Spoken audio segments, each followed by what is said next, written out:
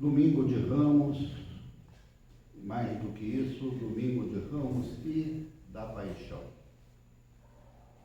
Lemos o texto de Mateus 21, versículos 1 a 11. Então, boa noite, queridos e queridas. Este domingo normalmente é lembrado apenas como Domingo de Ramos. A Paixão a gente costuma deixar para sexta-feira, não é? Mas já é o momento de lembrarmos também da Paixão. Uma coisa não existe sem a outra. A entrada triunfal de Jesus em Jerusalém, ela só tem sentido também a partir dos acontecimentos da sua paixão, morte e ressurreição. E é importante falar dessas duas coisas juntas. Ramos é alegria, paixão é sofrimento. Paixão vem de uma palavra grega, pathos, que aparece na medicina como algo relacionado à doença, patologia, não é? E uma pessoa, por exemplo, que parece que não sente nada nessa vida, que não está nem aí para o que acontece, é chamada assim uma pessoa apática. Uma pessoa que não sofre, que não sente, não é? Compaixão e pathos têm uma relação. Compaixão é sentir a dor junto do outro, não é? Então, compaixão é o sofrer, o sentir junto. E por aí afora. Na música sertaneja, paixão é sofrência, não é? Na política e no futebol, paixão é entrega. É a disposição de ir até as últimas consequências. Não é? Então é uma palavra muito rica, essa palavra, né? Paixão. Em Jesus, a paixão tem esse sentido também de entrega. E João 13, versículo 1, é para mim um dos mais belos e mais profundos versículos do Evangelho. Porque ele diz o seguinte: antes da festa da Páscoa, sabendo Jesus que era chegada a sua hora de passar deste mundo para o Pai, tendo amado os seus que estavam no mundo, amou-os até o fim. Compreendam a força desse amor, né, e que pode ser digno de ser chamado realmente de paixão. Amou-os até o fim. Vamos falar um pouquinho também do Domingo de Ramos, não é? Porque a forma que Jesus vivencia esse acontecimento, ela também tem um sentido muito desafiador. Muito desafiador. Para falar a verdade, hoje, neste Domingo de Ramos de 2026, vivemos um acontecimento muito triste para a cristandade em geral, porque não foi permitido que na cidade de Jerusalém fossem realizadas cerimônias, missas alusivas a esse Domingo de Ramos. Não foram feitas procissões, não foram feitas celebrações, a igreja do São Sepulcro foi fechada. Mesmo que nós, enquanto protestantes evangélicos, não tenhamos aquela devoção, aquela ligação com os chamados lugares santos, a Terra Santa, né? Não damos assim o mesmo valor que é dado em outras tradições cristãs, a gente lamenta muito isso, não é? De não ser permitido ao povo cristão, justamente no lugar onde essas coisas aconteceram, vivenciar essa memória, não é? Por questões de uma guerra que é extremamente questionável. né, por causa de uma guerra que foi iniciada recentemente, justamente perto da Semana Santa. Então, exatamente 30 dias. Né? Então, eu não vou me aprofundar muito nessa discussão, apenas fazer esse registro. Porque a entrada de Jesus em Jerusalém, ela desafia a lógica das grandes entradas triunfais que aconteciam nas cidades da antiguidade. Normalmente, quem tinha entrada triunfal era algum governante ou comandante militar montado em um cavalo, um animal que inclusive era uma arma de guerra, uma arma de combate. Tanto assim que até hoje, no exército, os carros blindados, eles fazem parte de qual arma? A cavalaria. Não é? Eles são os sucessores do cavalo no campo de batalha. Então, entrar numa cidade montada a cavalo era acompanhado de tropas, acompanhado de uma grande comitiva, era sinal de autoridade, era sinal de vitória no campo de batalha, eventualmente com muitas mortes, não é?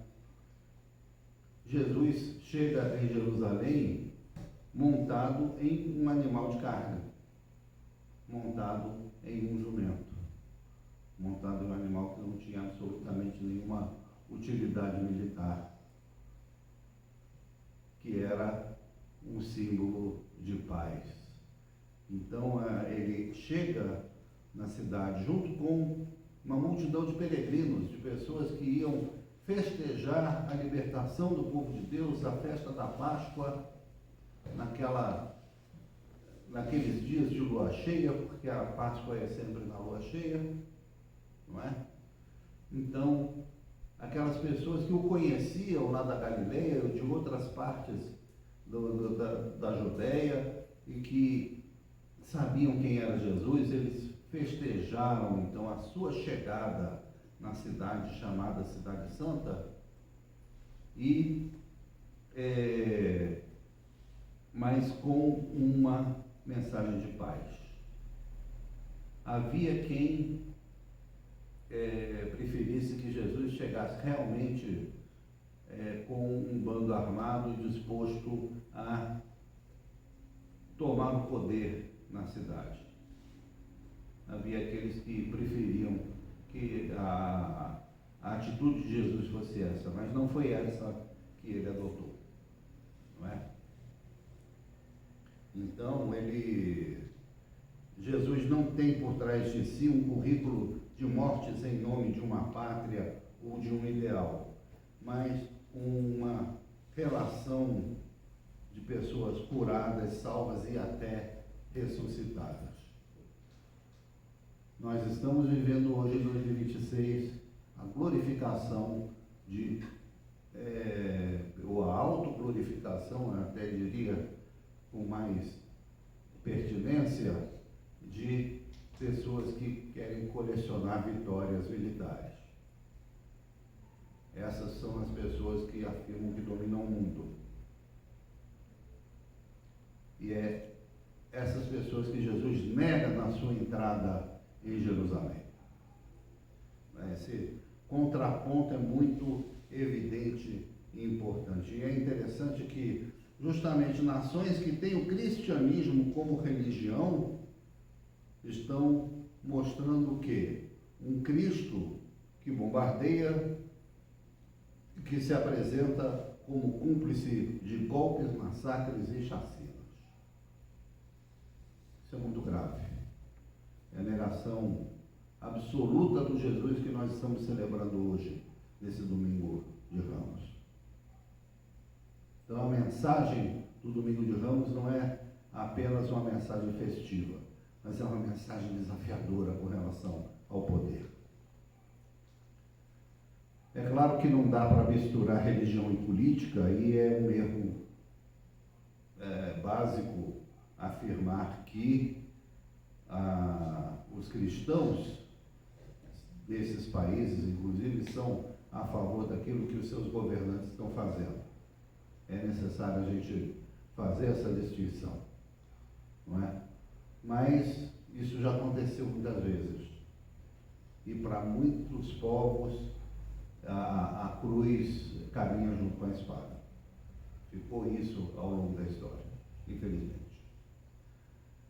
O Jesus que entra em Jerusalém é festejado pelos mais humildes, por pessoas que andaram quilômetros a pé para festejar a libertação do povo de Deus na Páscoa. O problema é que 5 dias depois, uma parte desse povo que festejava a chegada de Jerusalém era a mesma que as mesmas pessoas estavam vaiando ou ridicularizando aquele Jesus que estava carregando uma tora de madeira em direção ao Calvário. Não é? Então, nessa hora, as únicas pessoas que estiveram ali realmente junto a Jesus, mostrando a sua cara e ao lado dele a todo momento, foram as mulheres que o acompanharam. A sua mãe, suas amigas, parentes. Elas é que estavam ao lado de Jesus naquela hora, elas foram as que estiveram próximo da cruz na sua crucificação. Mesmo os homens que estavam com Jesus acabaram se escondendo com medo de terem o mesmo destino. Vejam como em 5 dias a coisa vira, né? Nós já vimos muito isso aqui na nossa política, principalmente, não é? Pessoas que em um determinado momento são assediadas para que as pessoas tirarem foto ao lado delas, não é? Se acotovelam para caber numa mesa junto daquela pessoa, e meses depois essa mesma pessoa está numa mesa enorme onde caberia muita gente e está ali sozinho, porque se descobriu alguma coisa do seu passado ou da sua prática, ou alguma investigação de corrupção, enfim, né? A imagem da pessoa ela é destruída em alguns meses. No caso de Jesus, em 5 dias a coisa virou de uma forma tamanha que ele fica quase sozinho na cruz, não é? Agora, o nosso desafio é estar junto com Jesus no domingo de Ramos e na sexta-feira da Paixão. Nós somos desafiados a ser como aquelas mulheres, estar ao lado dele nessas 2 ocasiões. Então, o Jesus do domingo de Ramos é o da festa, da celebração da alegria, o Jesus do louvorzão, o Jesus vitorioso, aquele que é celebrado todos os domingos nas nossas igrejas. Esse Jesus do domingo de Ramos enche as nossas igrejas. O Jesus da paixão é aquele que leva sobre si as dores do mundo inteiro, a fome, o frio, a falta de um teto, a prisão. Jesus sabe disso, sabia disso e avisou isso para os discípulos. Quando ele disse, olha, tive fome, tive frio, estive preso. Ele deixou muito claro a identificação com essas pessoas, não é? Mas as pessoas perguntavam, mas quando? Quando que isso aconteceu? Quando foi que te vimos nessa situação? Não é? Ninguém deu atenção a isso. Muitos cristãos sinceros, adoradores, fiéis, triunfantes e alegres, discordam de Jesus. Discordam de Jesus quando aplicam os princípios da meritocracia. Não é? Eles não enxergam naquele que sofre, naquele que é excluído, naquele que é maltratado, naquele que é injustiçado, não enxergam Jesus nessa pessoa. Enxergam sim uma pessoa fracassada, uma pessoa incompetente, né? Não teve competência para se estabelecer, uma pessoa desqualificada, pessoas que não são dignas de ajuda, não são dignas de serem ouvidas, né? Até porque se você ajudar essa pessoa, ela vai se acomodar no lugar onde ela está. A gente fala, gentileza gera gentileza. Mas aí vem alguém e fala, não, gentileza gera gente folgada. Eu vi isso lá no Rio. Não é? Então, só que Jesus está ali. Jesus está ali, não sou eu que estou falando, é o Evangelho que diz. Não é? Então, o problema é que esse discurso é um discurso de muita gente nas nossas igrejas, inclusive de alguns pastores. Vamos ser bastante sinceros. Não é? O Jesus da paixão está vendo tudo isso. Ele sabia que aquela multidão que estava ali, na entrada em Jerusalém, que ela ia se dispersar. Ele não contava com aquela multidão. Não é? O fato é que ele veio para pessoas que não tinham motivo nenhum para festejar, porque tinham uma trajetória de sofrimento na sua vida. De sofrimento, de exclusão, não é? De desatenção, tudo isso. Então, para esses, Jesus morreu na sexta-feira. Morreu para todos, mas principalmente para esses. Então, um domingo que é como o de hoje, um domingo de Ramos, ele precisa ser também o domingo da paixão.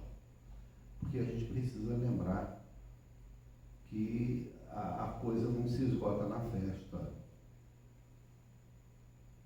Ela precisa ir mais longe, ela precisa alcançar outras pessoas que não estão festejando. Não é? Então, estar com Jesus na sexta-feira significa estar com pessoas que muitas vezes a sociedade crucifica, de alguma forma.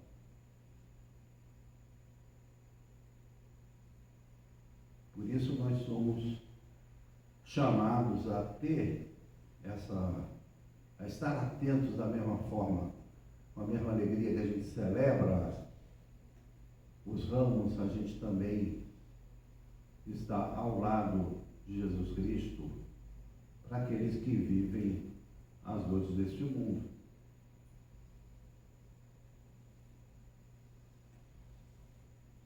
Estamos vivendo em um mundo onde a dor se multiplica, onde pessoas em vários países estão morrendo sem menor motivo, por causa dos desejos de uma meia dúzia de poderosos, vítimas de interesses que não tem nada a ver com as suas vidas, tem a ver com petróleo, tem a ver com energia, tem a ver com economia, tem a ver com qualquer outra coisa, né? Mas não com a defesa da vida, não absolutamente com a glorificação do nome do nosso Deus. Então nós somos chamados a ser solidários também com essas pessoas nesta Semana Santa marcada por um conflito que continua em andamento. Somos chamados a ser solidários também com as 4 mulheres que são mortas a cada dia em nosso país. 4 mulheres são assassinadas por causa da sua posição, da sua condição de mulher. É o feminicídio. É uma epidemia, uma onda de feminicídio que tem matado nossas mulheres. Somos chamados também à defesa dessas vidas. Jesus morreu para garantir a vida e mais adiante nos entregar a vida eterna. Amém? Que tenhamos essa consciência. Espero que essa mensagem alcance o coração de cada um e cada um de vocês. Amém?